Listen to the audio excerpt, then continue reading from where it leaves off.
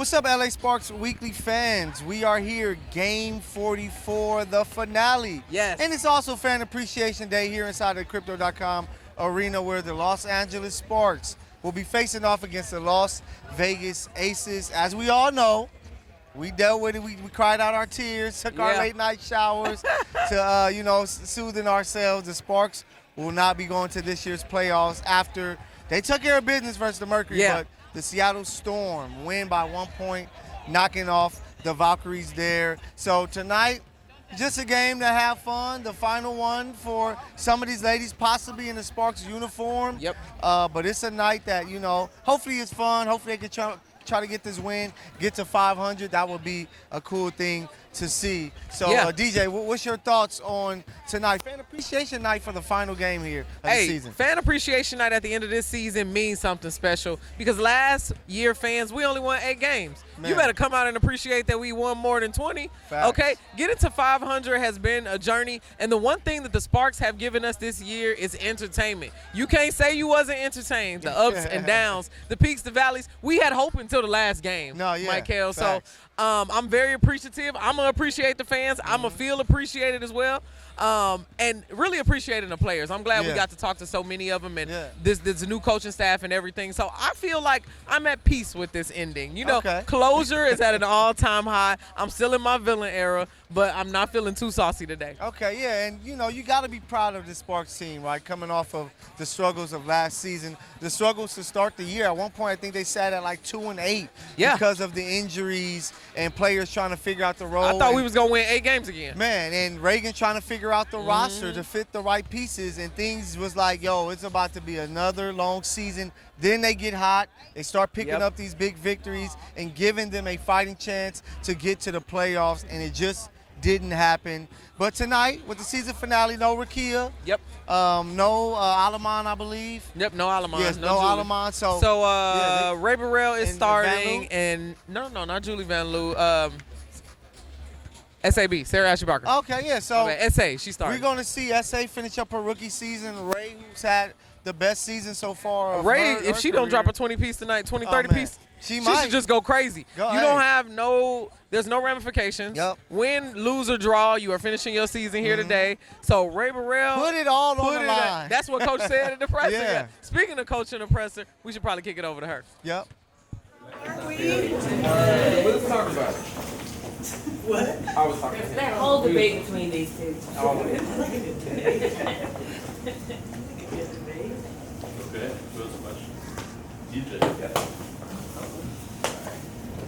Hey Coach, DJ and Fantasy TV. So we've been taking this season one game at a time. We're finally at our final one game, right? Bittersweet, but what can you tell us about this matchup that's a little bit different from how we've strategized in the past? I don't know if it is different. Okay. I think we're approaching the same way. We're down, Rakia Jackson's not playing, Julie Olivan's not playing, so we're down a couple starters, key players, so that changes, just some strategic things, but how we've approached it has been the same.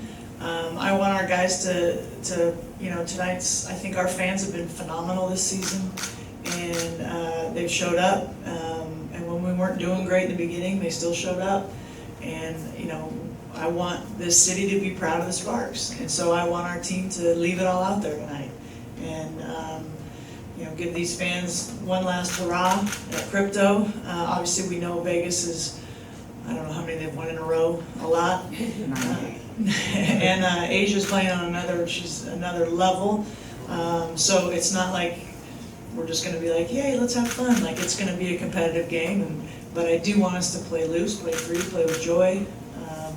But we're approaching it the same in terms of prep. Okay, thank you. Yep. John W. Davis with the Southern California News Group. Coach, when you have a game like this and it doesn't necessarily make a determination in the standings, but there's a standard that you're trying to build. You got a couple players you're not going to play, so you have 10 options. But what do you want to see from these players that you can literally take from this last game to the next time you play in May? Well, I think, we want to play, and this is what I'm going to tell them before the game. We talked a little bit about shoot around, the expectations for how we compete, it shouldn't change no matter who's in uniform, who's not, whether we're out of the playoff hunt or not. We want to play the way we're supposed to play, meaning share the ball and play really hard. Just play the right way and compete the right way. So, as I said, Vegas is on a roll and they're unbelievably good, but we still want to compete the right way, and we're not just rolling over and dying. That's for sure. Out of curiosity, who's starting for Ricky and Julia tonight? Well, no. We're going to go KP, S.A. Barker, and Ray Burrell, with Z and Derek, obviously. I know you're going to have more time after the game to kind of process the entire season as a whole, but how would you encapsulate this entire first season, not just for you and the WNBA, but for the team as a whole together? How would you kind of summarize everything? I should have thought about this before I walked in the room.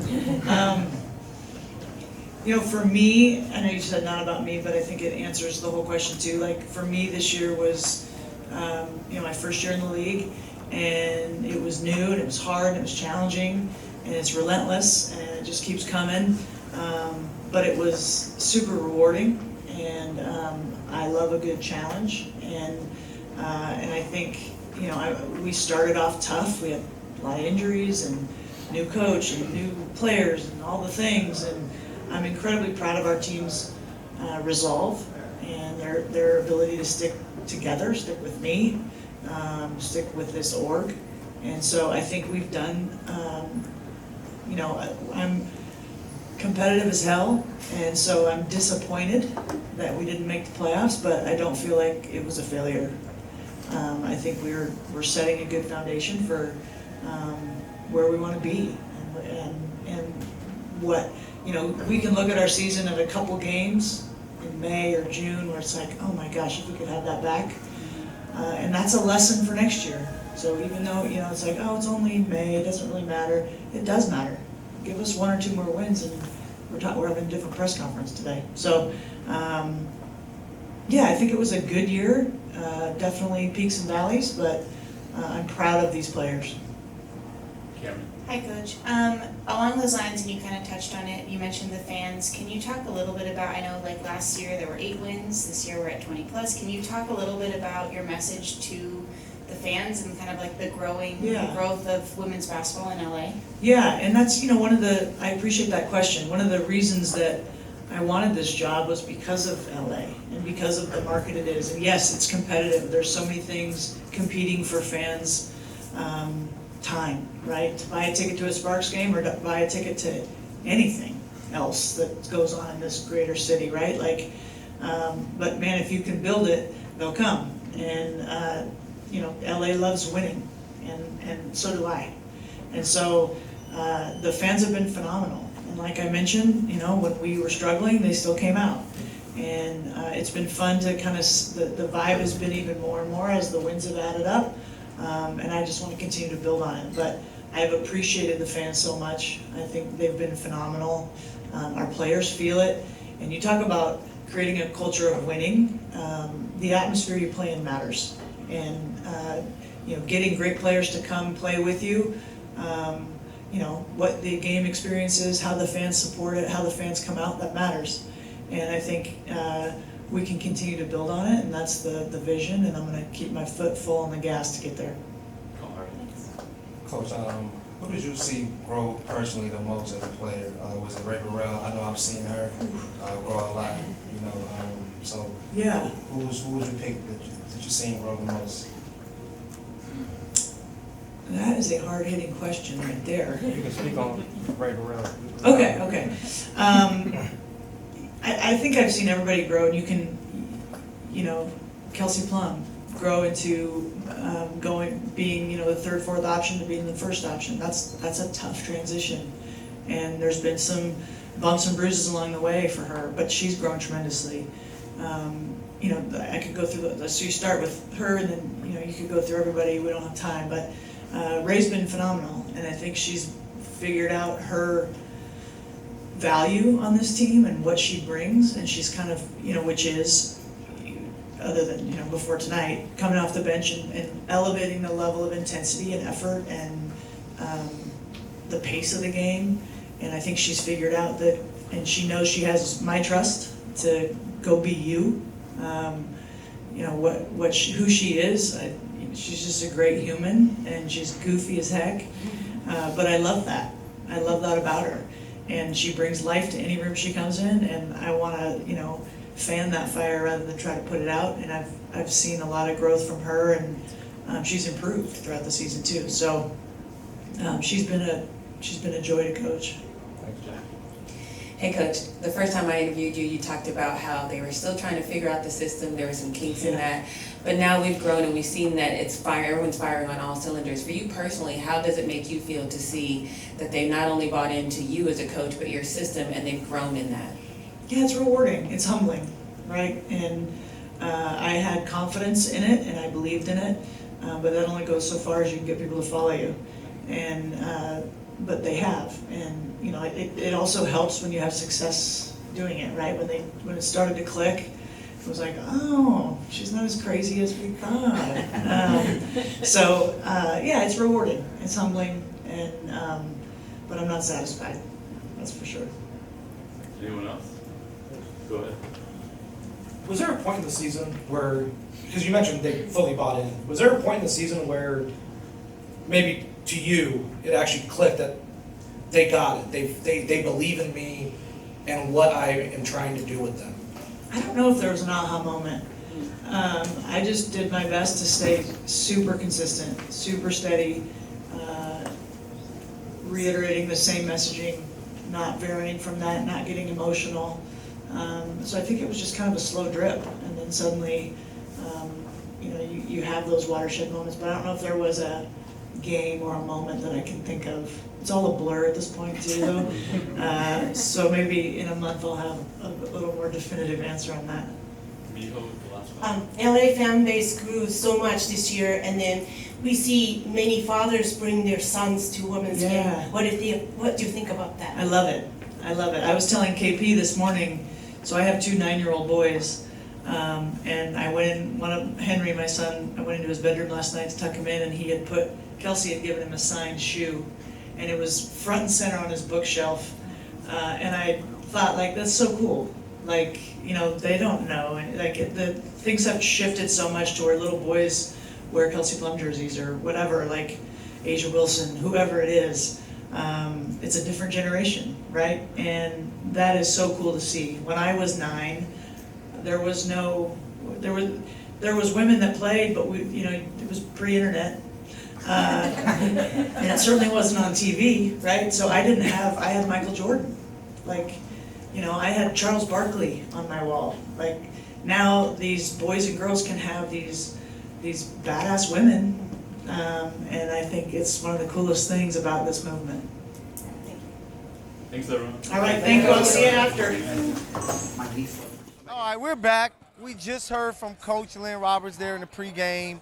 And of course, it's bittersweet, but she's like, hey, you do get another opportunity to play on the WNBA floor. Go out there and work for it. And for me, I really want to see Cameron Brink. I hope we get a lot of minutes of her, because going forward, along with Rakia, they are like the young faces of this team. And we know that she dealt with the injuries that she dealt with coming into this season, but she returned on a minutes restriction. And of course I'm always giving her a hard time because I feel that she could be really good if she figured it out offensively. I hope they unleash her tonight and just let her play. What do you hope to see from Cameron Brink tonight? I'm hoping to see that Cameron Brink opens up a little bit more offensively. Feels like she don't really have nothing to prove, right? Do your defensive thing, just hoop. One thing that Coach said in the presser that I was really, really impressed by was, the team bought into the system. Yeah. At 2-8 moment, we all was thinking, okay, is she crazy with this system? What is the system? How does the system even work? But really, the team continued to buy in, continued to practice, continued to trust her, and that's really how we got here and even had that hope for so long. So I think that tonight, the team is going to continue to play how they've been playing. There is no change to the strategy. We are going to continue to offensively try to do our thing and defensively protect home court. We want to end on a win tonight. And, you know, Kelsey Plum, who's right behind us, putting that 3-ball up in the pregame, she's somebody that's going to want to come out versus her former team. Yeah. Hey, a win is a win. Whether you can get in or not, you want to pick up a victory, and I know she's going to try to go crazy. So it's going to be, you know, exciting for that. But I just want to give love and a big-time shout-out to Coach Lynn Roberts, man. Seriously. She really did a hell of a job getting this team as close as they have gotten. Like you mentioned the system, they figured the system out, and they look like a really good team. Like them finishing the season, teams in the playoffs are kind of like, whew. Yeah, you know, that good could thing have they went dealt with them crazy. injuries. Yeah. That, you know, that's somebody that could have did some things to kind of knock us off. So shout out to Coach Lynn Roberts. This is our final time doing this, DJ. I know. We have to give our player of the game. Who do we believe that's going to help the Sparks pick up a big-time victory tonight? Who do you have tonight, DJ? I'm not going to change. I'm going to go with emergency contact, De'Erica Hamby. Okay. Just because, not because it's her former team, but because she's consistent. Yeah. Who else is she going to be today? Facts. She doesn't change. She comes in here, she clock in, she worked this job like it's Amazon. Man, you that feel me? part, She putting in work like she in the coal mines. So De'Erica Hamby is my player of the game. Hey, today. I love that pick. Speaking of T-shirts, we giving the squad T-shirts, the Avengers shirts, which are really dope. We got to get an emergency contact shirt. We got so to. that she can understand exactly what it is. But throw that thing over. Let me show you this there. So we got the shirts. Sew this up for them. So as you can see, the Avengers of the Los Angeles Sparks. You got Julie Alamon, Azarae, De'Erica, Kelsey Plum, Ray Burrell, Cameron Brink, Rakia Jackson, of course. And through Coach on there. You have Coach as Coach on there, Nick because Fury, listen, so- LA basketball is back. We've been said that. Coach said that. De'Erica said that. Yeah. And this season has brought us back. Yeah. This is the Avengers squad. Man, and the lady that I'm choosing tonight to be the player that helps the Sparks pick up this victory to get to 500, it's going to be Kelsey Plum, There who we is go. right here behind us. I think she's going to try. She started the season with a bang, Yep. 37 points. I wouldn't be surprised if she tried to finish the season With the 37. bang. I love that. Let's see what happens tonight. Sparks, Aces, it's going to be a fun one. I hope y'all ready. Of course, catch us after the game to break down what we all saw. Peace.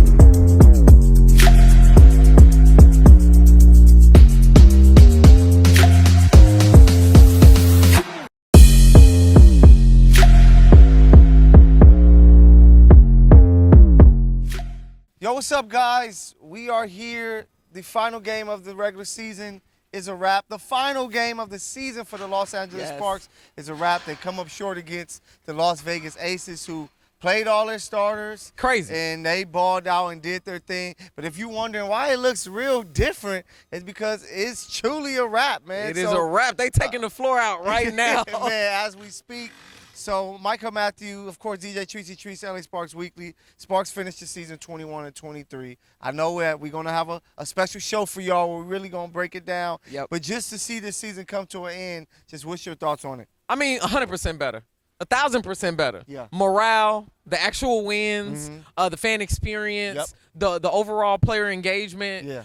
Having a big superstar like KP come to town after we just lost a big superstar like NECA was amazing. So I think it's just a better feel. It feels like we're actually trending in the right direction. I think in seasons past we would get to the end and we would be saying we rebuilding. Yeah. And then I'm like, all right, cool, I got to build. I need the people with the come get the floor, come build with me. But here it actually feels like we have a solid foundation and we can move forward with what we have. Yeah, and, you know, it was a team that truly saw the growth from 8 wins to a team where we going into the offseason, we're like, we don't know what the hell is going to happen next. Yeah. Cameron Brink was hurt. Yeah. You know, we just weren't too sure to where now you kind of know with the key players that for sure are going to return. Cameron Brink, Rakia, Ray Burrell, possibly De'Erica, KP, and Sarah Ashley, that they have something there. They have a coach who is only going to get better herself. For sure. You know what I'm saying? With her being our second year in the WNBA, they look like they have a future, and that's what you wanted here with this organization because the players even talked about it, you know, that the fanfare for a team that didn't make the playoffs, the fanfare was crazy. They were fourth in the league. Yeah, when it comes to the back half. Yeah. So seeing that fanfare, there's hope now around this organization. There's belief that there's a next step that's going to happen, and I think that's why so many people are excited from this team. I think that too. And it was very refreshing to hear from, you know, Reagan, the GM, just in there talking about, you know, we did good here. Hell of a season for Coach Lynn. 21 wins in your first season as a head coach. A lot of head coaches ain't got that. Chicago Sky got a new head coach. That's not happening. Dallas Wings got a new head coach. That's not happening. You know what I mean? So we're very fortunate to have Lynn, but she said we are going to assess what our needs are. And we're going to get some of those needs. We have a very exciting announcement that's going to be coming up about the Sparks, maybe around a practice facility. So we don't know. You know, it's feeling good for me. That part. So make sure you guys check out. It was special tonight. It wasn't just after the game. We talked to coach a couple players. It was actually the exit interviews tonight for most of the team, except one player, Cameron Brink, who got injured, possibly a broken nose. So prayers out to her. But man, it's a lot of great energy around this team, this organization going forward. And if they unleash what I expect them to unleash. Shout out to GM Reagan Peebley for that little wink. If they're able to do that, it's going to be a great thing for this team, which is going to have a lot of free agents and players be willing. It's already LA. Now if you're able to come and have that practice facility, it'll be next level. But instead of doing a player of the game tonight, everybody didn't play. It was a rough one. Who is your player of the year for the Los Angeles Sparks? I'm so glad you asked me that. Yeah. My player of the year is De'Erica Hamby. Just like last year and the year before that. Because that consistency, do you know how crazy it is? Yeah. To get up and do that every single day. I ain't even got no kids. My dogs be getting on my dang on nerves. But to do it, to keep your kids first, to come out and give us that product that she gives us on the floor. When we lost NECA, when we didn't have a KP, she still was being that leader. She won 8 games last season and came back and still put in work. So where a lot of players would be looking to shrink and go somewhere else and find somewhere better to be, she's bought in, locked in here. De'Erica Hamby's my player of the year. And you know, De'Erica Hamby most likely going to be all WNBA. For sure. Most likely second team, had a hell of a season. When you get a nickname from LA Sparks Weekly, you know you popping, and that's what De'Erica Hamby is, emergency contact. For me, I'm going to go with Kelsey Plum, who's most likely going to be a first team, possibly a first team all WNBA player. This is her first time being the head of the Snake. She was able to learn a lot, scored a lot, make a lot. It was a first, and she looked really good on it. Hold on, I got to get through doing it with a team. Man. You got Yeah. it. We're going to break the third wall, show. Break the third Look, wall. they Look at- breaking down the floor. We told you. They What kind of working hard. behind-the-scenes Look at- access they is wrapping up. this? We wrapping up. But it's Kelsey Plum for me, the Yep. new head of the snake for the Los Angeles Sparks. Yep. Somebody that looks like she's going to buy in. She talks to the fans as we're being blocked like a Cameron Brink block on list a is shot. going. She bought in and she told the fans she gonna be back here. So that's what I'm expecting from you, Kelsey Hey. Plum. So bright future for the Sparks, bright future for the LA Sparks weekly team. Shout out to our guy, the producer Dewan, Hey. of course Jeff. Shout out to Hey. Emmy Square Pizza. Hey.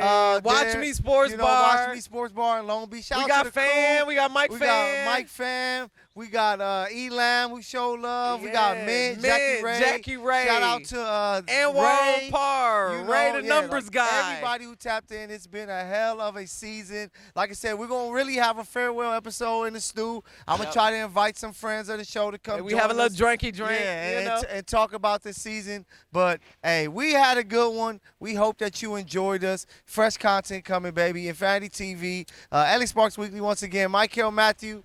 DJ Tracy Treese, and All we right. see you guys later. Everybody tap Come in. on. But I'm also going to give the fans a final little word. Okay. This is year 3 for me and Michael. Ooh, We have finished oh, yeah. 3 complete years. Yeah. So thank y'all for tapping in. If you ain't told a friend about our show, tell a friend about are our tripping. show. We Bring ain't. them back next Premier season. show in the WNBA LA Sparks Weekly. Hey. So before we get out of here, let's get him on LA Sparks on 3. 1, 2, 3. LA Sparks. Oh, yeah. See y'all next season. Peace. That was fun.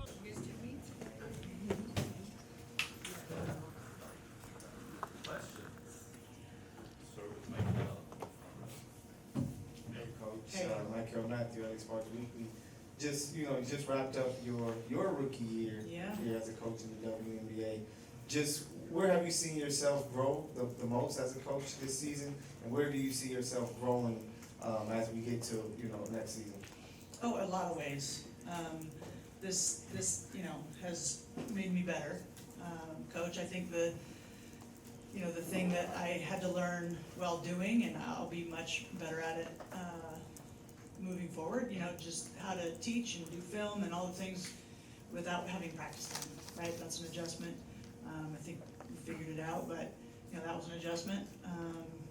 And I think the fun part about coaching pros is they have opinions, and you better be sure about what you're saying, because they're gonna have an opinion. So that's made me sharper and better, just being more sure of what we're doing and the why. But just like any other job, you get better as you go. I'm proud of what we did. It's not the ultimate goal of what we had, but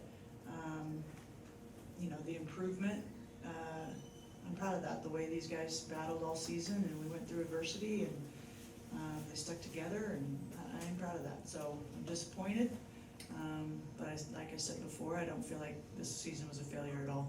Justin. Yeah. Reagan, I'm just kind of curious, how would you, hi. I kind of wonder how you would evaluate this season overall from where you guys started to tonight. A total alignment with Lynn and what she, I think, has echoed all season, but definitely even today. This, I just shared this with the team. There's times when you plant and there's times when you harvest, and for sure, planting has occurred. And even I think there was, sprouting that occurred with this group. It's really easy to get caught up in a win-loss or playoffs or not playoffs and decide that success is binary. And that's not the case. There's so much success and growth and many, many things to be proud of. That's happened this season. We all know how the season started. But since July 4th, this team is the 4th best team in the league. The 4th best record in the league. And it's one thing to start off the front half of the season being one of the best teams in the league, but to garner the support and the buy-in amongst the storm at the beginning of the year that Lynn and her staff did, is tremendous. And the players deserve a lot of credit for trusting her, trusting the system, giving up of themselves when it wasn't going their way early. The fact that that happened, that we finished the season that way is really, really special. And that included a final stretch where we played 8 games in 14 days, and only 2 of those games were against non-playoff teams. To continue to be in the fight with that kind of adversity, and then be in a locker room where they're loving each other and hugging on each other and working through conflict, I think, again, is a total testament to the humans they are, the professionals they are, and the leadership that Lynn and her staff have provided. John W. Davis with the Southern California News Group. This question is for both of you. What would you say went right this season, and what would you say went wrong? Go ahead, Raina. You want right or wrong? Go ahead. I think we have a lot of the right pieces, and I know we have the right head coach. I know we have a lot of the right leadership. I believe in the core of the youth that we have, and their development. I think, again, the installation of things that matter to sustainable success. It's like standards come before like a status. And there are standards that have been set and are being lived out by this locker room. And I think that has gone really right. Obviously, our offense has gone really well. You've got analytics to prove that all over the place. And you got analytics to show that we got to get better defensively and really spend some time addressing those. That's all. We'll take in all of that data, and with appropriate time and reflection and strategy and partnership, we'll address those issues and we'll come back stronger. But those are 2, I think, low-hanging fruit things that I'd say that went right, and things that we got to have opportunities to grow in.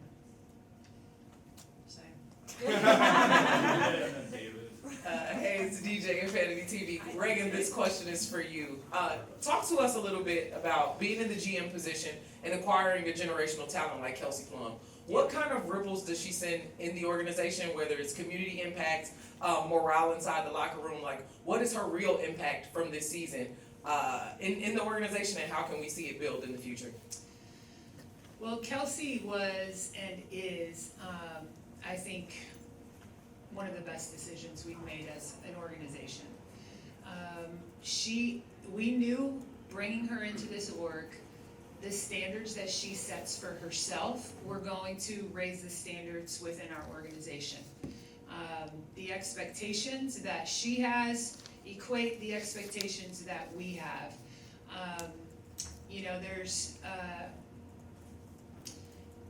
She said one time, like, Azure, what'd you say? Azure can walk around with her hair on fire. She's gonna walk to the hose, I think you said.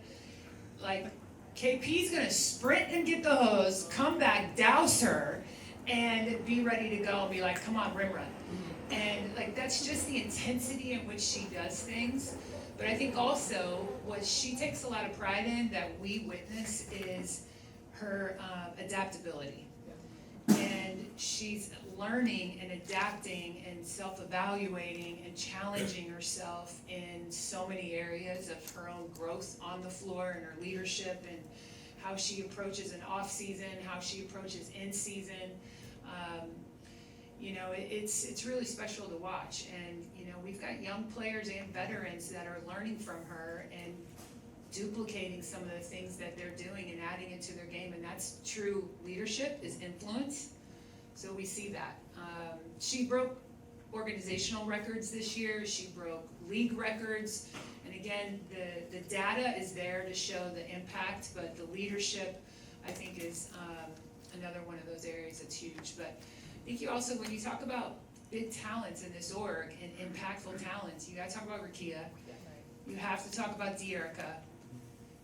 There's the blooming joy of watching Ray continue to get better, the excitement of what's coming with Cameron, you know, and Sarah Ashley's probably studied KP more than anybody in our org.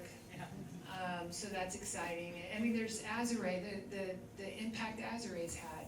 There's just all boats rise with the tide. Yes, that's happening. Well said. Speaking of Ray and Rakia, they're coming in right now. Thank you. Do you guys have any questions? Yeah, go ahead. One. For Reagan, you know, what is the plan, you know, from the front office standpoint that needs to be done this offseason to achieve the goal of, you know, getting over that hump and becoming a playoff team? I think part of it's not overcorrecting, and I think also it's just continuing to resource Lynn and the rest of the team with the roster they need to make those improvements we need. It's resourcing the team with what they need from a physical standpoint, an emotional standpoint, all of those things that help them become their best self. And that's my job, to partner with her, partner with our ownership, partner with Christine Monger, our president, and self-evaluate, pivot, don't overcorrect. Sometimes as coaches, you know, when you overcoach, you screw everything up. But be honest where you have to get better and do the work to get better. I know that's general, but it's truly truth right now. Anything else? I know you guys have been. No. No. Okay, got you. All right. We're Taking us out. on task. We gotta get Rakia and Ray out here. Okay. Thanks for understanding. I just want to say I appreciate y'all. You guys have been amazing. Thank you for being consistent and supportive and covering us fairly and honestly. Absolutely. You guys have been amazing. Appreciate it. Thank you very much. Thank you. So you can ask Riku your questions for her first. That'd be great because she's rushing to catch a flight. Edwin or David, did you Edwin first? Sabrina, did you have anything? Okay, Edwin, Sabrina. Rakia, you developed a lot as a player this season. What parts of your game do you want to focus on in the offseason? Everything, just sharpen every tool in my toolbox. Hey Rakia, just first of all, do you think you still plan on playing on a rival this year? And secondly, it seems like it was a sort of a tougher start to the season for you than it was last year. What sort of allowed you to figure things out and have this sort of finish? I don't know about a rival yet for sure, but second question, I feel like it was the same as my rookie year, honestly. It was the same toughness, same figuring it out, same adjustments, so to me it was the same. David. For Rakia, you know, playing in Coach Roman's system, in what ways do you think kind of your off-ball movement and off-ball game kind of improved throughout the year? I feel like the offense forces you to cut, find open lanes, and we have like a push-pull system, so I feel like it just makes you do it, so your mind just becomes second nature. Hey Rakia, DJ Infinity TV. Quick question, which one of your teammates do you think made you better? Because you've kind of been going off offensively and it takes a little bit of assist to do that. So which one of your teammates has kind of helped you? I would have to say like Emma and Sanaya, like them two really kept me like sane and this year and just pushing me and being there for me, but also giving me my flowers. Like they just really saw me on a different level and they don't understand like how much they helped me as a player, as a person, but I love them so much. We truly grew a great bond, but them two for sure, like they've really, like they don't even understand. They don't even understand. Love that, thank you. Yeah. Ray. This is for both. Hi, Ray. And Rakia also. But where do you two feel you improved the most? I just feel like off cutting, moving the ball a little bit more. Yeah, go ahead. Obviously, we're here for you. You seem to grow in all aspects, not just your game, but also your leadership. I know you said Emma and them really helped you as a player, but it seems like your leadership space is growing as well. What do you think really helped you develop more as a leader? I feel like just wanting to win. I feel like we won twice as many games as last year, so I mean, I just knew we had a goal and I saw that we were close and able to reach it, so I just, came out my shell a little bit more. Hey Rakia, I was able to ask Wesley Jones earlier in the season about her relationship that you have with each other, and she said she's so proud of you, and I'm curious from your standpoint how much she was able to help you throughout the Leslie season. Jones, right? Yes. Leslie? Oh, okay. Yeah, Leslie, she really spoke life into me when I was going through a hard time in the season. So her just, having that motherly feel and just always being there, being confident, and then showing up no matter if we got 2 wins, 20 wins, like she's just always there. So she's just one of those fans that supporters that you just always, are happy to see. She always brings that good energy. Thank you. Ricky, since you were here last year as well, how does the end of this season differ for you mentally compared to the end of last season with the things that you guys were able to put together for stretches this year? I feel like we were just right there, one game, but there were other games that we beat ourselves in. So of course disappointed, but I feel like we're trending in the right direction, planting that right seed. I feel like next year is really our year, so everybody just gotta watch out. Anyone else? Thank y'all. All right, thanks for having me. Thank you. Thank you. Love you. Thank you. Hey Ray, DJ Infinity TV. Quick question. This year we've been seeing so much of your athleticism that we've been seeing. Can you talk a little bit more? We didn't get a chance to talk to you after you almost dunked that ball, that one game. We just want to hear, from the fan experience, what is it like blossoming, coming from that injury a couple years ago, and now really having your moment to shine and being able to show your athleticism? Yeah, even my injury this year, I was out half the season this year, and but this is a completely different team, and I think that we had a great system, and it was a different culture that was really helped towards players like me, where I'm athletic and versatile, and Lynn kind of just lets us play, and she also just instills that confidence into us. So I think I was just able to be me for the most part, and just bring that energy that I know that I come in and bring, and just contribute however that looks for that game. Thank you. Cameron, under.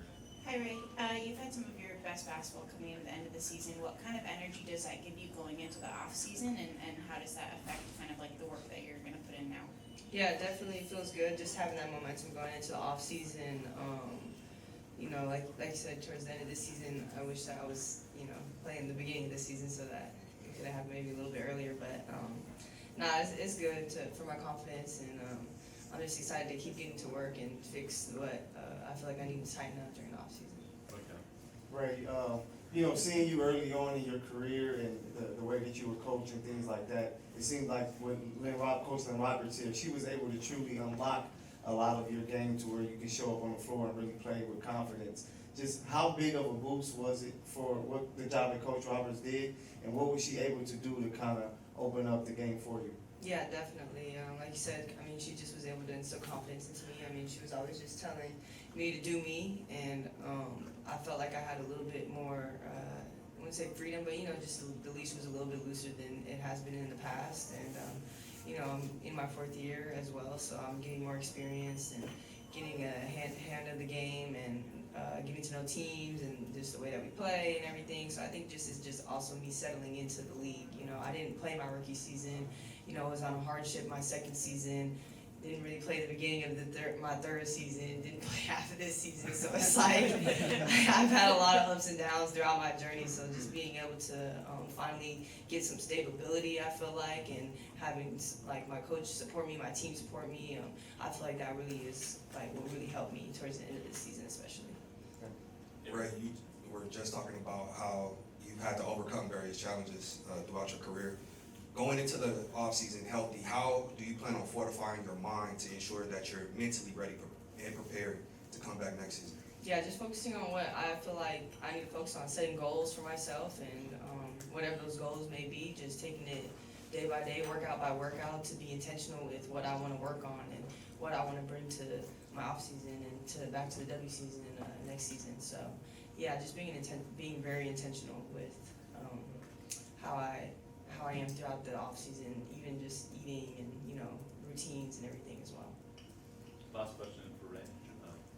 Ray, you've mentioned that you've gone through injuries throughout your career. How does, in a year like this where you get injured in the beginning and you have to come back halfway through, how does that impact how you personally evaluate your play in a season where you weren't able to show everything you wanted to just because of things outside of your control?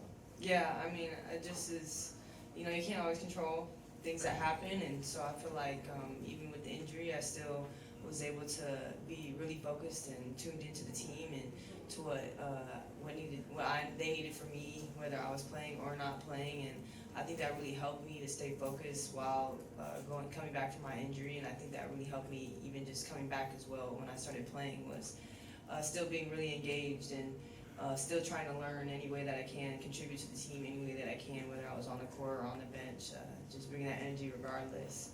But yeah, it just was one of those things where it's a learning experience. Like I say, you can't control an injury, but you can control how you come back from it. And I feel like I really tackled my rehab and really stayed the path of when I was going to come back. And so when I came back, I felt like I was ready. And like we said, like Lynn gave me that confidence as well too. So yeah, I feel like I learned a lot throughout all my injuries and trials and tribulations. Thank you. Now we have Julie Alman and Julie. Bye, Ray.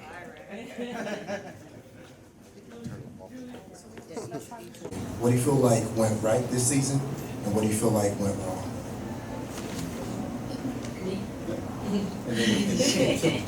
Thank you. Sure. It's hard when you're in it to also be in reflection mode. I think for us, post All-Star, we were where we wanted to be. We just didn't get it together soon enough. And it's tough when you dig yourself a hole in the season.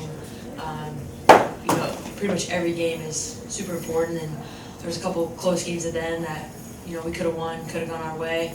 And, we might be in the playoffs right now. But I think looking back, what went right was, obviously offensively, we've been really high level.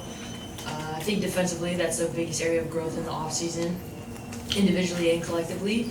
But from my experience in the league, if you look at the top teams, especially teams defensively, defensive chemistry plays a massive part in what you do individually and then also collectively. And I think the veterans in the league that play the best defense are people that have been in the league, understand principles, understand concepts, and then collectively as a team, they've been able to build on, high experience, playoff games, things like that, right? And so I think for us, just continue to keep that group together and build that chemistry is going to make a difference for us in the future. Kelsey, No, go ahead. Sorry, she answered it perfect. I was at the same thing. Kelsey, you come over in a trade beginning of the season. Lynn has talked about how you were the head of the snake, going from a third or fourth option to being the first option could be tough. You give a speech at the end to the fans telling them about next year. How would you evaluate your season overall? And coming back next year, is that something that you would like to do? I'm putting me on the spot. That's an easy answer. I think, looking at this season, I really wanted to impact winning. And so it's tough because it's this, sometimes I don't do a great job of giving myself grace. We did win 21 games, different from 8 a season ago. At the same time, as a competitor, I really want to be in the playoffs, right? So I think there's a little bit of a internal battle there that I'll have time on the season to reflect. And again, for me, I don't take a ton of part into individual accolades or statistics. I think really impacting winning at a high level is the difference between great players and good players in our league. And so, yeah, I don't know if you're asking that. I'm not surprised in terms of statistically this year. I think actually next year will be a lot better, even more efficient individually and also collectively. And, I think my biggest growth in the offseason is just be leadership.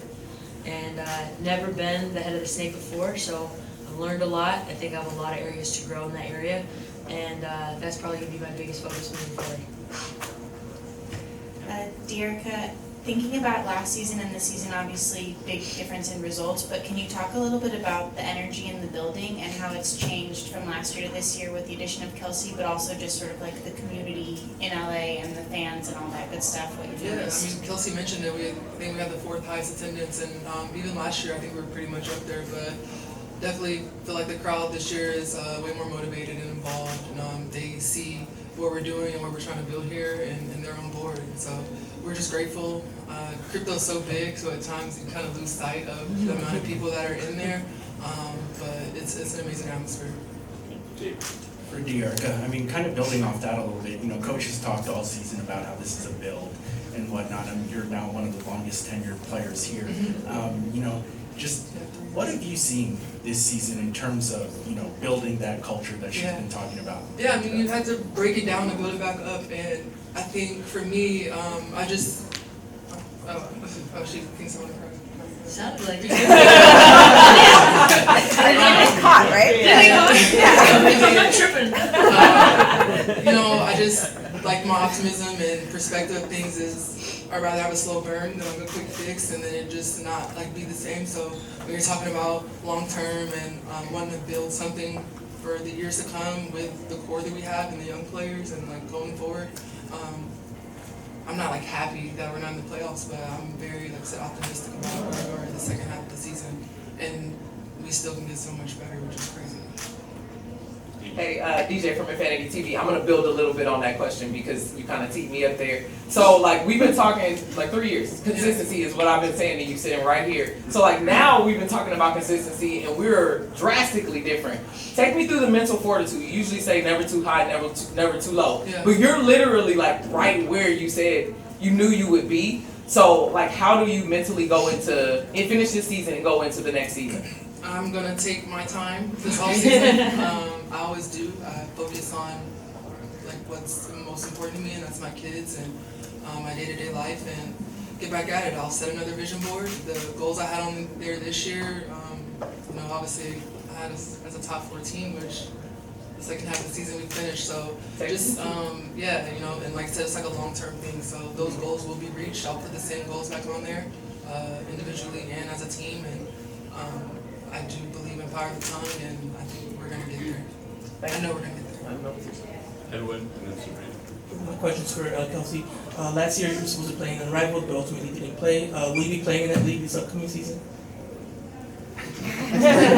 Breaking news here, Kelsey. I can't say yet, so DVD. Yeah. For either of you, both of you have talked so much about how much you believe in what's happening here. I guess as the leaders of the team in that final locker room, or even after you guys played Phoenix, I guess what is the message you're trying to send the rest of your team into the offseason with?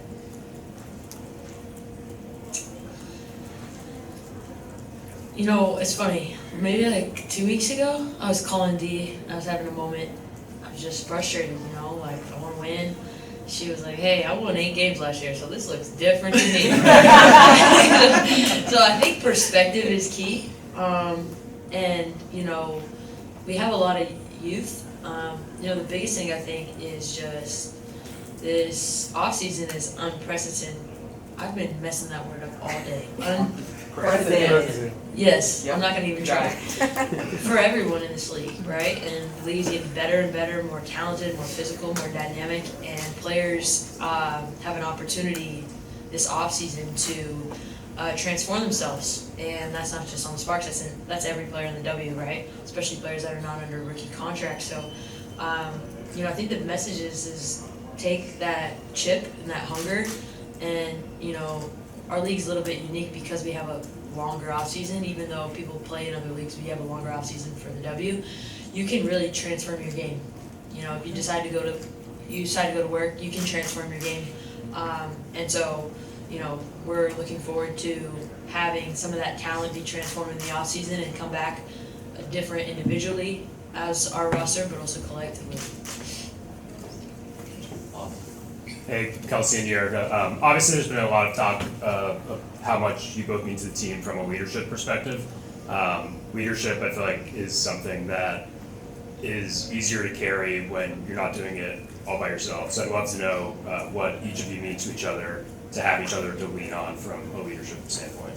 Yeah, October? It's been almost a year. I was having dreams.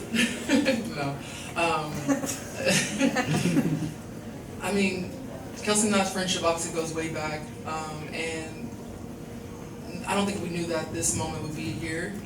But prior to my time, like we were in Vegas, we always just talked about being together, staying together, at whatever we do. And obviously at the time it was in Vegas, and so when things happened, and that happened a year ago now, we kind of like locked eyes and it was like we're gonna do it. And in the off season, I just talked about how much we needed a lead guard and somebody to help me like to carry this. And she's the perfect person. I've since day one wanted her here, and just grateful to have her here. I feel like I've contributed in different ways, but she's taken this franchise like to another level and being very adamant about what we deserve, what it should look like, and obviously her work ethic. And yeah, just really grateful that she took a leap of faith essentially and trusted me and trusted Reagan and what we're building here. So. Thanks, Derek and Kelsey. Oh, that's it? You waited all that time for that? We can keep you. Yeah, I can see your appreciation now. Let's do it. So KP, I know that you put immense pressure on yourself. Just as a competitor, you spoke about utilizing the offseason to grow as a leader. How do you plan on utilizing this offseason to give yourself grace? Yeah, I mean, I think, taking time to step back and get a different perspective, reflect, see my family, travel, walk my dog. I think just being able to step back and, okay, what went, kind of earlier the question, what went right, and then what could be better. And, it's tough, it's this fine line, because one of the reasons that I've been successful is because I am hard on myself, right? And I try to take with a grain of salt, evaluate myself and what I can do better, but at the same time, I felt like especially post All-Star, I tried to do everything I could, leadership-wise, and then on the play side as well. So, I'll try to evaluate, and all I know though is that for me and Dee, we've talked about it, like just the vision is there, and I'm not playing games. Like I'm here to win, and I'm gonna do everything I can. And so that grace, I think, is a little bit. I'm gonna try to find it. I promise. We're gonna move to the next question. Kicking us out. There will be more opportunities. You want to come back? I'm gonna go back and see what I want to know. May. Go ahead. Okay, thanks. Appreciate you, Dearica. This is actually for you. KP has said she struggles to give herself grace. Obviously, your relationship is pretty tight. When you see she's not giving herself grace, how do you kind of step in and kind of calm that storm a little bit? At first, I just let her kind of rock out, just absorb it a little bit. But I think just to continue to remind her bigger picture and just perspective, and to just like breathe and not even try to think about basketball in some moments. So I'm gonna constantly be in her ear when she calls and vents and says things, and I'm just gonna keep being me and just loving on her and telling her to relax. Does it work? Initially. I've gotten better. Yeah, she's gotten better. I will say, I see her trying, and it's translating, and she probably doesn't know I can realize this about her, but I see her like putting in the effort to self-correct, and if something is said to her, she takes it, and then she puts it forth in action.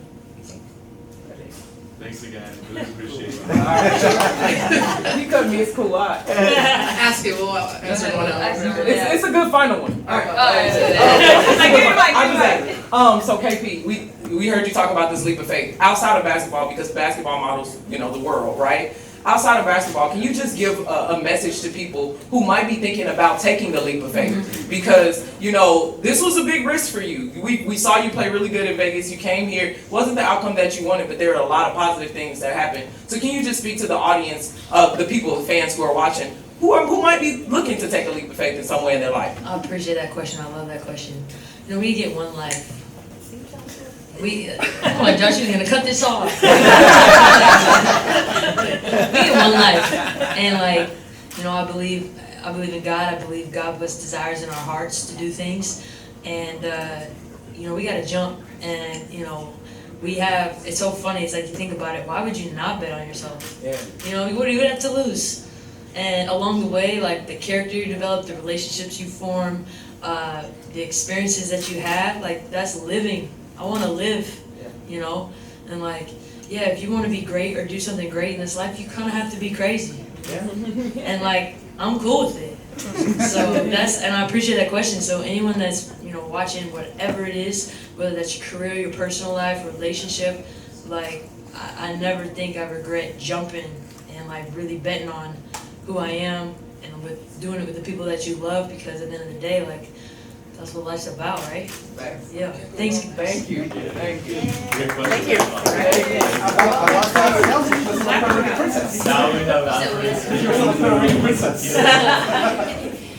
I'm just Black Irish, so I'm not Puerto Rican. Thanks, Kelsey. We're going to start on Zoom with Jared Castillo.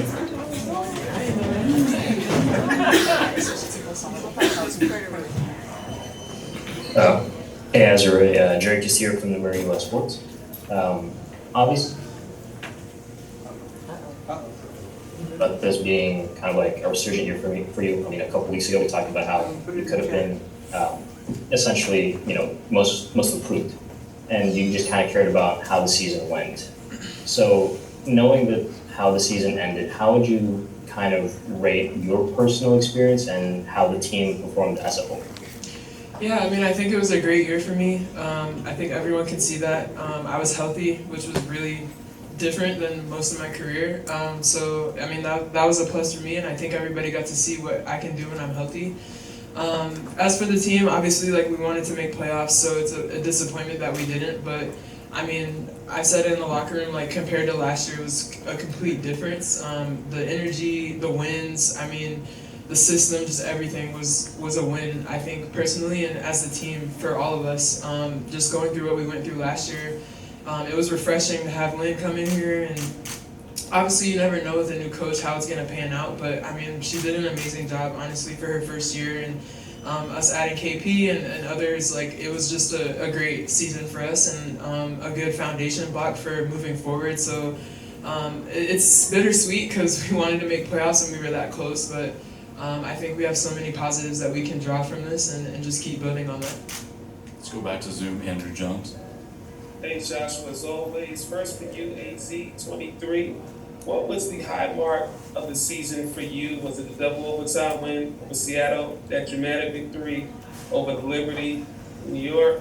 What for you was the high mark of the season for you? And for Alyssa, you being around Azure for the first time here, what was your joys of being around Azure? So for you first, AZ.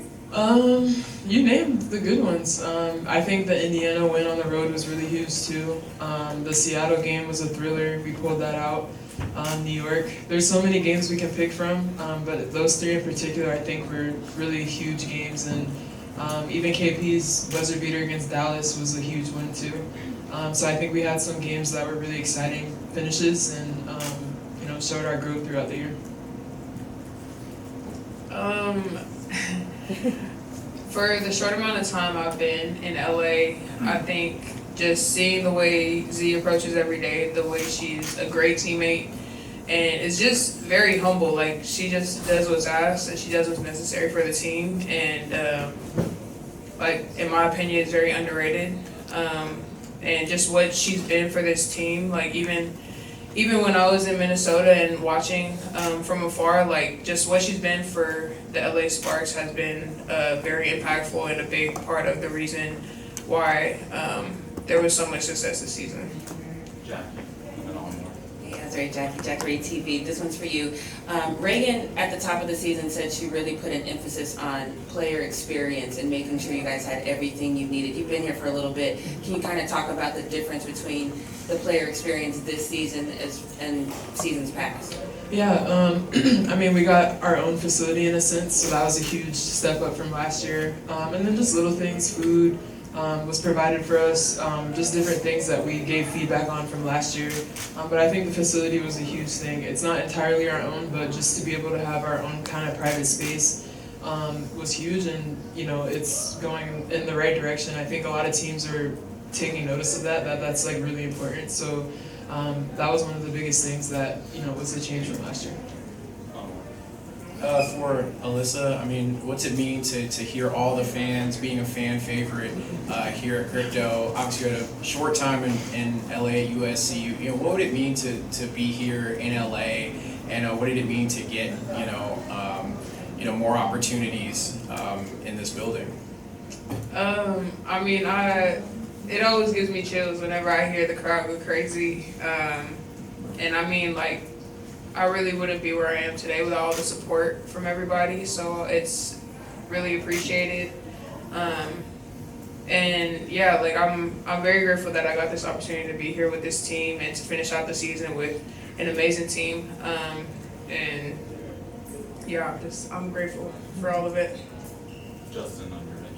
Desiree, you've mentioned about the buy-in with Lynn's offense and her as a coach. She's mentioned that you guys, all bought in to everything she brought to you.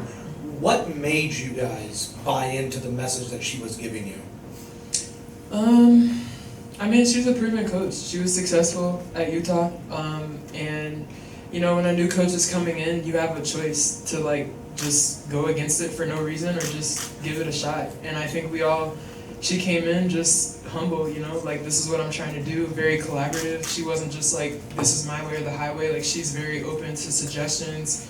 And I think her humility showing that, being a first-year coach, resonated with all of us. Like, okay, she's not just trying to come in and just run like a dictatorship. Like, she's trying to collab and really, make this thing successful. So I think when you have a coach like that, it's really easy to play for them and want to work with them. And I think throughout the year, when we saw different things, like I said, it was a collaborative effort on like, okay, how can we get better here? How can we get better there? So, and it works. I mean, our offense was popping. Like, our defense, maybe not so much, but I mean, we hit 100 a few times. Like, we were able to score. So I think as the season went on and we saw that, it was really easy to buy into it. But like I said, like, I think just her approach coming in with her humility was just spoke to all of us. For Alyssa, you obviously have a relationship with Lynn dating back to Utah. I'm wondering, like, having this experience now, getting to work with her in the pros, how have you seen her adjust to this level of coaching, or like, if at all? I mean, she does it. She makes it look so effortless. I feel like she's at the end of the day like a really good person, and she just wants what's best for the team. She wants everybody to be bought into putting winning first and like a good culture. And I mean, it's a whole different ballgame than college, and like I've experienced it as a player, so I could only imagine as a coach, a head coach.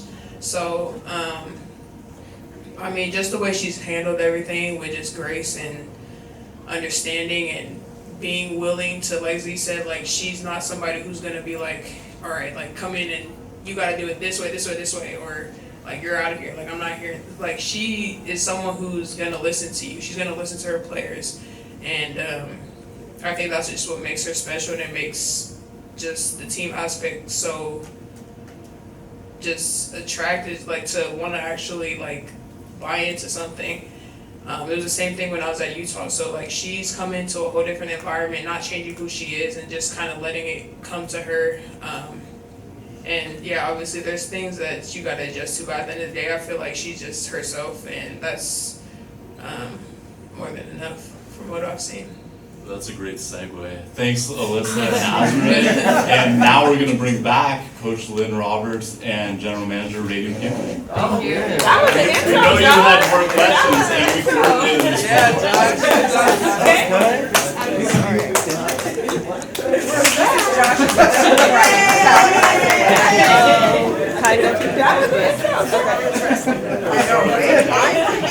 Second half team. Second unit. I love it. Hey, Reagan, we just heard from Azza Reagan. She talked about the importance of pretty much having their own space this year. Yeah. You know, not their own facility, but just a place that they can kind of have that freedom and get in the work that they need to. How important does this organization see that as something that's for the team, and is there something like being discussed or being done to possibly acquire the team's own practice facility? Yes, well, you know, when the season ended last year, being able to spend time and, you know, really, it started before the end of the season, and just building trust with the players that they'll give you honest feedback, and what are the macro level things that need to be better for them to be their best self, and what are the micro.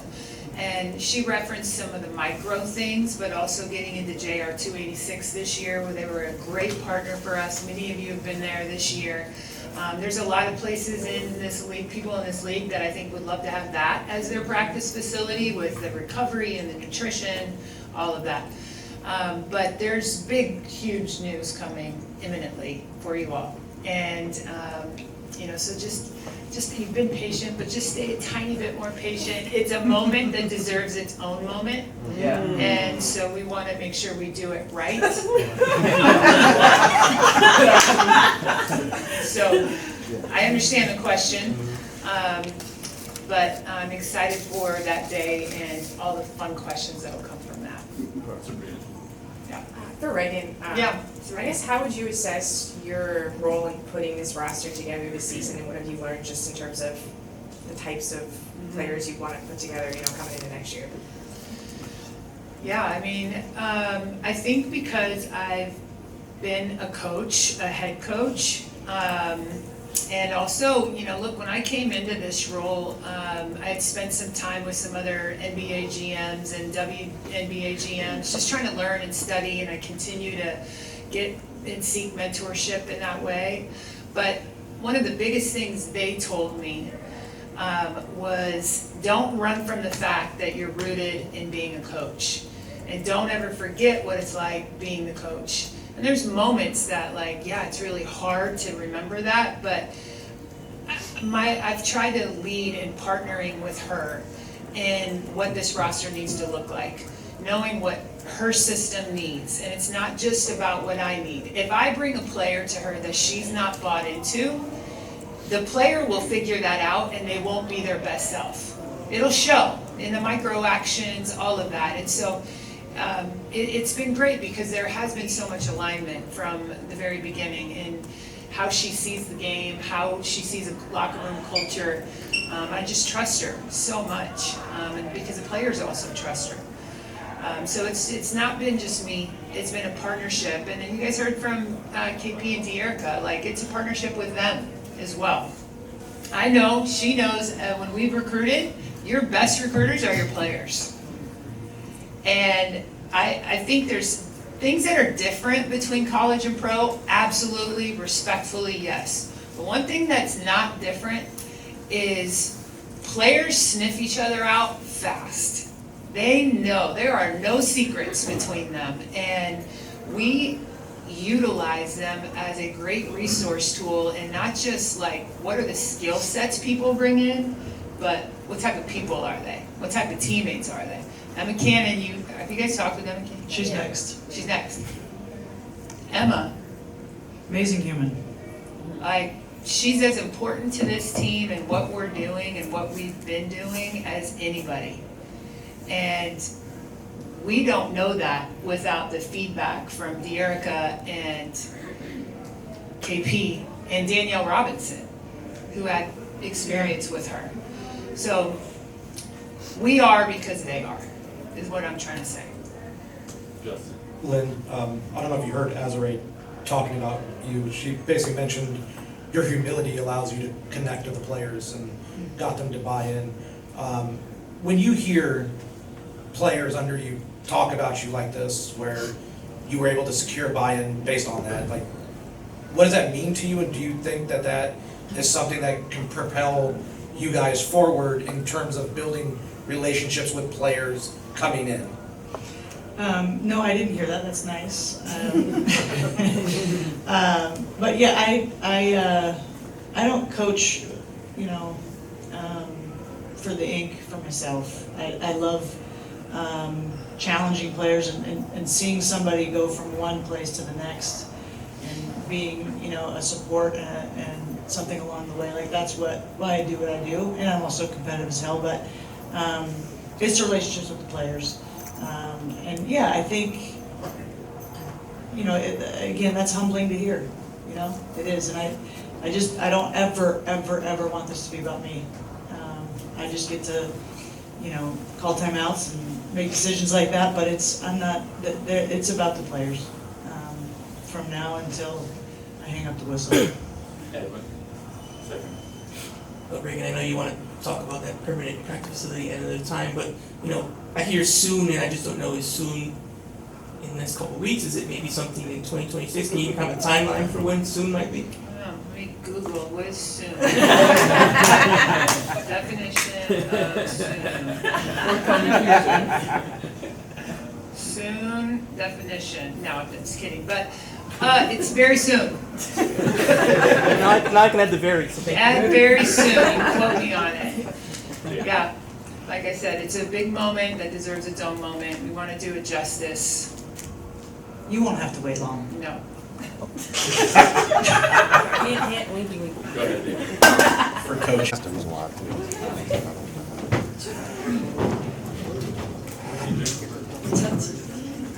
Hey, DJ from Infinity TV. This question is for both Julies. You guys have a really successful career together winning. So can you talk to me about what it's like in just going from that championship team, coming here, and like the sisterhood you've built here in LA?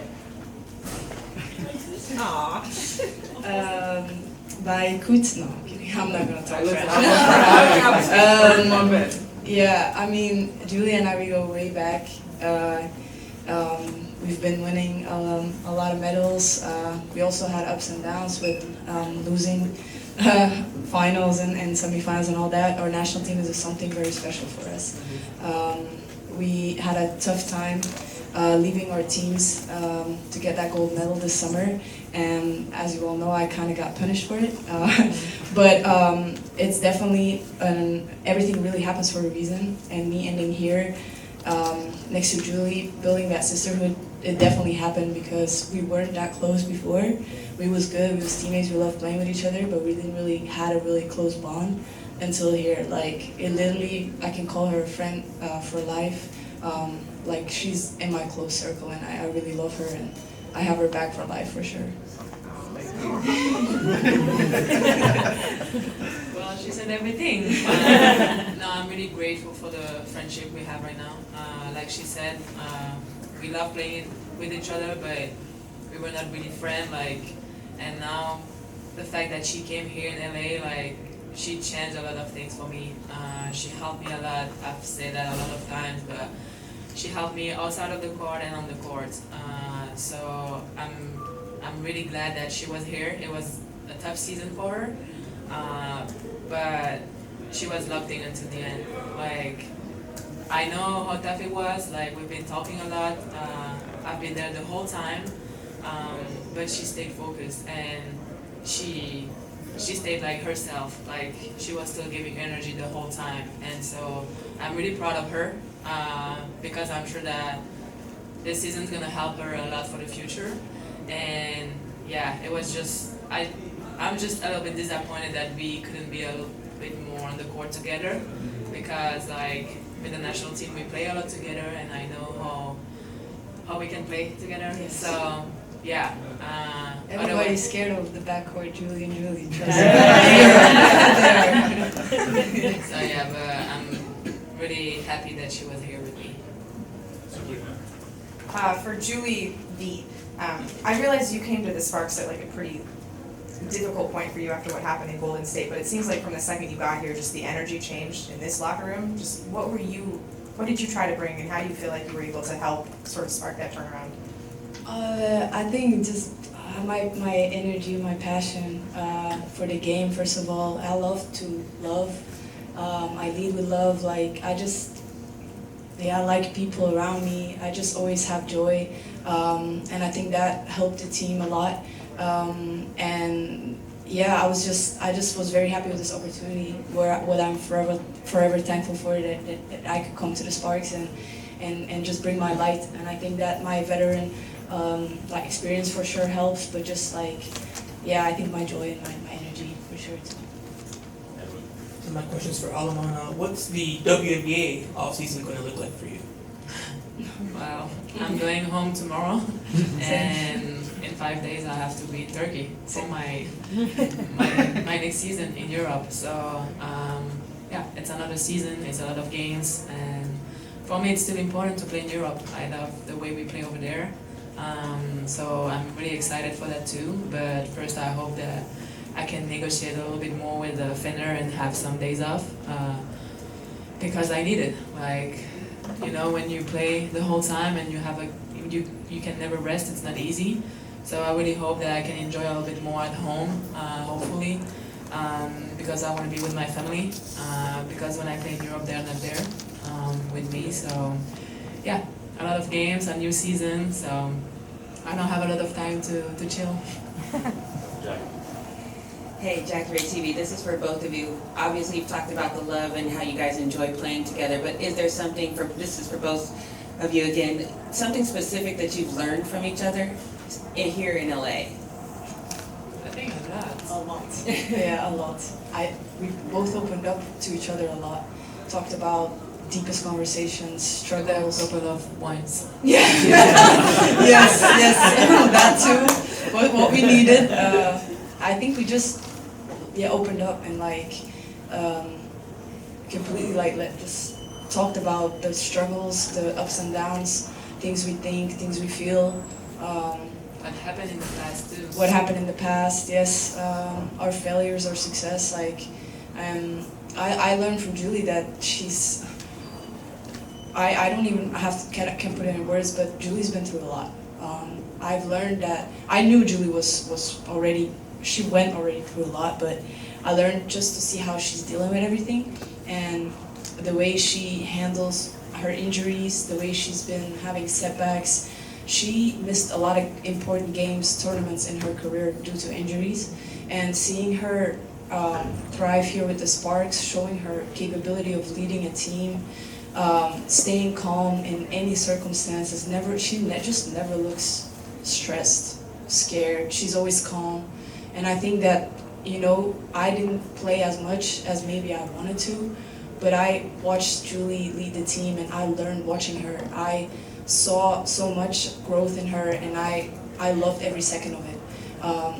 And I'm incredibly proud of her and she deserves everything that's happening to her and I think she's gonna get even better. The only thing that I want to add is like I said, I've learned a lot from her too, because like I said, it wasn't easy for her, but she stayed the same until the end, like as a player and as a human. And I know how tough it is, and so it also showed me a lot, and I learned a lot from that. And outside of the court, that's something else. Last question here, Justin. Hi guys, this is for both of you. You guys have talked about your guys' bond together that's been forged over the season, and everyone who's come up here has talked about how great the locker room has been overall as a whole. Is this an organization in the locker room that you guys both would like to return to next season? For the moment, I don't know. I'm not gonna think about that right now because, like I said, I have a Europe season. But of course, I'm really grateful to that I was a part of this team. I'm grateful for this opportunity because I know that it's not a lot of players, especially coming from Europe, who can play that much and be a starting point guard. So I know that too, especially for a point guard. I've had a lot of fun here, but I also know that I can give a lot more to this team, and I hope that it can also happen, I'm glad about this season, but I know that I can do a lot more too, and I want to show it too. I just don't want to be satisfied with this and be like, okay, and let's just come back next season and let's do the same. So, yeah. Yeah, same for me, kind of on that end. I know I can. It wasn't the Julie that most people are used to from last year in DC, and a part of me in Golden State. And I tried everything I had inside of me to bring that energy and to bring that ability to score and pass. And it wasn't easy for me mentally. I'm not gonna lie, but I do hope that there's gonna be opportunity for me to show that. So yeah, definitely, I will come back. Thank you both. Thank you. Thank y'all. Thank you, guys. Safe travels tomorrow. Year of high school, you get everybody to sign your yearbook. You have a little message, right? So, what would you want signed in your yearbook after your first year here with the Sparks? I'll probably say that I want signed. I'll probably say my shoes, but the white shoes that I wore in the beginning of the season because everyone hated them because I wore them out. So I'll probably get those signed. Okay. You want your shoes signed? Yep. I like that. That's a good one. In my yearbook, honestly, I'd probably want like a signature from like everybody that was a part of the organization, just because everyone fed into just like me as a person, me as a player on the floor. Like this team, the people around the team, the organization itself, like it means a lot. Coming in as a rookie, it's hard. I think Sanaya can agree with that for sure. And so I'm very blessed that I got to start here. Thank you. Emma, it's for you. We saw some signs tonight, and we've seen your celebrations all season long on the bench. I wonder if you could talk a little about your role. Reagan and Linda's finished waxing poetic about you and what you've done for this team in terms of leadership. So I'm wondering if you could just reflect a little bit on kind of what it's been like to be on this young team this year and what kind of you feel like you've provided in the locker room. Oh man, they crazy. I feel like it's been great. It's funny because in the beginning of the season, or before that, when I had a conversation with Lynn and Reagan and Joshua, it was a moment in the conversation where I said that I've been bounced around a lot and I just want to find a family. And I feel like here I was able to do that. There's not one single person on this team that I'm not able to just go up to and have a conversation with, or go eat with, or I'm able to, okay, I won't say give my kids to, but I do feel comfortable with in all aspects. So this was an amazing year. I know we had a lot of ups and downs, but I'm grateful to be a part of something that's going to be bigger in the future. But who's not babysitting? Ray, Rakia. I gave my baby Sway to Rakia the other day. She was asking me if she was doing it right. I said, "Oh Lord, you can't babysit him." But yeah. John W. Davis with the Southern California News Group. Emma, this question is for you. Being that, like you said, you bounced around, you've seen a lot of basketball, you've played a lot of basketball. With that said, what do you feel like went right this season with the Sparks, and then what do you feel like went wrong? I wouldn't dwell on anything that went wrong because everything is a lesson. So I feel like there was a lot of lessons and there was a lot of things that we were able to learn from and grow from. And then I feel like it started to click at the right moment. It sucks that we weren't able to make it to playoffs, but I do feel like we built a foundation that we can build on for next year. Going back to Zoom, Andrew and then Jennifer. Thanks again, Emma. Both Reagan and Coach shared the funny story when it was Lynn's birthday in terms of how I definitely had Lynn feeling the full nerves before the wonderful birthday that you gave me. You talk about that whole fun experience and just that, this season in the locker room with these great personalities that you've been with this season. That probably has to be the highlight of the season, and it's not just Lynn. De'Erica cried. She was like, "What's going on?" So that was a good one. I think we did a really good job with that. Nobody expected it because I'm not that type of person to act like that. So it was great. But the locker room itself, when you have a great group of women in the same room, and feelings are feelings, and everybody's human, and they're allowed to have those. But when you're able to express your feelings and get past it, I knew that we had a special group. So when with the locker room and whatnot, I feel like I said, we have a great group of amazing women, and I'm just happy and excited to see what the future holds. Thanks. Jennifer. Jennifer Porty from Let's Talk Women in Basketball. My question is for all three of you. What's something you learned from a teammate this season that you'll carry with you throughout your career? And also, based on your experience, what advice would you give to future LA Sparks draftees about succeeding with this organization? First.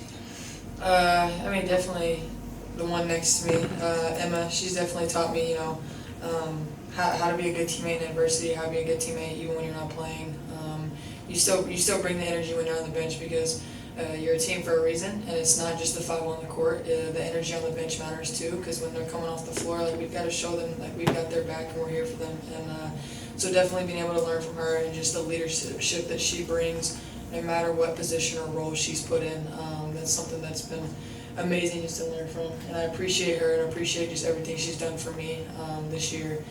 And then what was the follow-up question? Was about the organization? What advice would you give to future LA Sparks draftees about the future of the team and succeeding with this team? Yeah, I think that we, this year definitely laying the foundation of what's to come. Come in and work hard every single day. You're going to have an opportunity, and just be a good teammate, because at the end of the day, that's what it's about.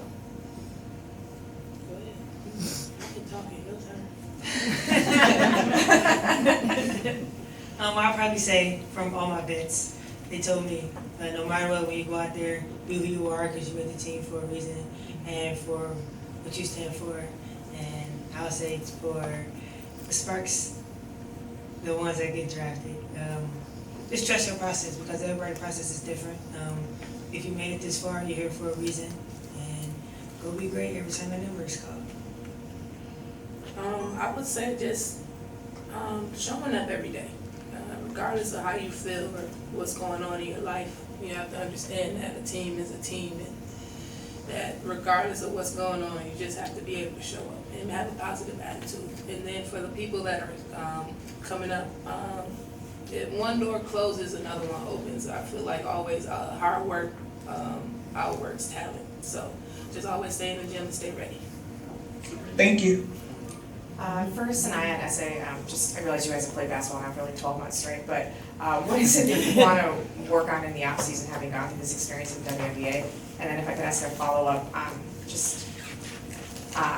the player with you on the bench a lot of the time was Julie Van Loo, and I'm wondering, like, I know she wasn't here the whole season, but what did she sort of mean to your vibe in the locker room and just being a part of this team? I'll start. I'm sorry, what was the first question though? Just what do you want to work on in the off season specifically? I would say something that I want to work on in the off season is just getting better as an individual, period. Like, just being myself, but also like grinding out and being ready for next year. And I would say I love Lou. Van Lou, she's literally like, I love her. So it's like her personality was great. It felt like she was here from the beginning. I felt like she was a great fit. What I want to work on, I'll probably just piggyback on her, is just kind of everything overall, just kind of look back on the season and really dig deep into it. And then obviously I think a lot of athletes don't realize how important the mental game is, and so definitely just work on my mental, just being able to move on from certain mistakes and that kind of stuff better and quicker, definitely. And then, yeah, Van Loo, she's awesome. Love that girl. The second that she came in, she just brought a type of energy of love, and she was just had the biggest smile on her face. She works really hard, and it was a joy for me to work out with her all the time and just have that experience with her. Coach was up here far earlier talking about how you were starting in the beginning of the year, then kind of DNP for much of the middle of it, and then back in the rotation towards the end. What, going through that, like that process, what does that do to you as a player mentally to kind of go through that? And then how did you kind of come out the other side to become a productive role player towards the end of the season? Yeah, I think obviously like you, just because you're not playing as much or anything like that, that doesn't mean that you stop working, because I got to where I was because of how hard I worked and the people around me and people pushing me, and that's what I was gonna hold that to and keep continuing to do that, have people continuing to push me, have people continuing to have confidence and that trust in me, like this organization did and like my teammates did. And so I think in those moments you're grateful, because it's not about, I'm not getting to play, I'm not doing this. It's what am I learning outside of the things that I am getting to be in. I'm learning how to sit on the bench and be a good teammate. I'm learning how I can see the floor and see my teammates that are playing, how they see things on the floor and how they're playing. So just the opportunity, you've got to change your mindset is, hey, what am I learning in this season of life? What am I learning to get better? Because just because maybe you're not playing as much, that doesn't mean that you're not learning, and that doesn't mean that you can't grow and get better. So just being able to do that every single day. Emma, you've had your coach and your GM and people have come up here and raved about you as a team leader in the locker room. First off, what does that mean to you to hear that and kind of, is this one of the closest locker rooms you've been in? I would say yeah. Out of all the teams that I've played with, this has been one of the teams that I feel like I am closest to, and that means I'm talking about every single person. And it's an amazing feeling to see or feel seen. I don't do it for that. I appreciate it, but I literally show up the same way every day. And my father always taught me to treat everybody how you want to be treated, and to also, I mean, you treat the janitor just like you treat the CEO. And that's something I live by, that's something I will teach my kids, and that's something that I preach, and I hope that they see it as well. So, yeah, I don't do it for that, but I appreciate it. Questions for Sanaya. Looks like there was some banter with you and Asia a couple times there in this game today. How fun was it kind of going against one of your South Carolina players? I actually really enjoyed it, honestly. It was a great experience. I wanted to get it so bad. I wanted it. But yeah, I really enjoyed it. I mean, it's a great experience to be able to play against her and everything she do for South Carolina. So it was amazing to play against her. Jackie, and then we'll go to Rashawn. I say this is for you. Early in the season, we talked about how you said you were getting inside your own head a little bit, but it seems like you've kind of gotten out of that, and Coach says you watch KP like a hawk. So what has been your biggest growth spurt just on your own and from watching KP? Yeah, I think it's just, understanding that, yes, this is my job, yes, this is what I'm getting paid to do now, but at the end of the day, like, just have fun and smile. I think that's something that KP always tried to tell me, and always tried to look at me and be like, hey, just smile on the floor, like, give me a smile, and so I'm very grateful for that, and just having, a vet, hold me to the standard and just push me every single day. KP is someone who was a fierce competitor. I mean, all she wants is to win. She wants everybody to succeed. And so I definitely look up to her work ethic. I look up to who she is as a person. But yeah. Last few, Rashawn. For SA, do you have plans for this offseason in terms of like where you'll play? And then for Emma, can you give me your depiction of your Emmy or Academy Award winning performance on Coach's birthday when you expect fight? Oh Lord, I can't say everything. You can't put me out there like that, man. Yeah, I'll be going to play in Athletes Unlimited in January. I just signed that, and so I'm excited about that. My former teammate Leah is playing in that too, so that'll be a lot of fun to be there with her. And then obviously just take some time to rest, and then just get back to work. That's what it's all about. This is for Emma. You played not only all over W, but all over the world. You're a vet, you're a role player. This is going to be a pretty big offseason for players and their relationship to the league as a whole. What is, in your experience in the WNBA, the most important thing the WNBA can do to accommodate players? Of course, for one, pay more.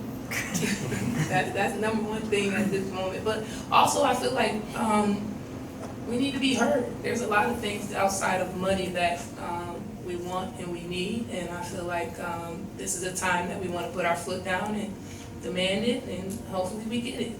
So yeah, that's something that needs to happen, and I hope we come to an agreement soon. Thank you. Thanks, Sanaya, Emma, and Sarah Ashley. Thank you, guys. Thanks so much for covering us all year. Thank y'all. Thank you, Josh. Thank you. All right, 11 o'clock. Yeah.